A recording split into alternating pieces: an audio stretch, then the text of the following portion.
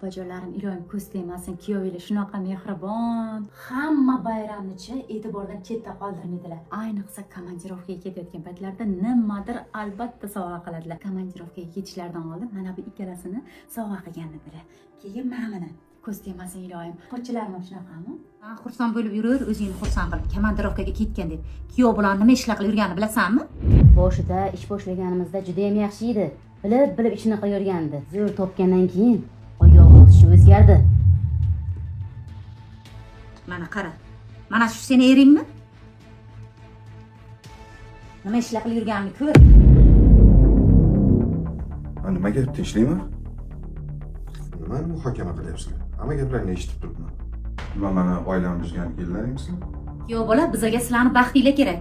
Bir narsaga asoslamasam, sizga gapirib o'tirmaydim. Mana, shu sizmisiz? Sizga nima kamlik qilayotgandi?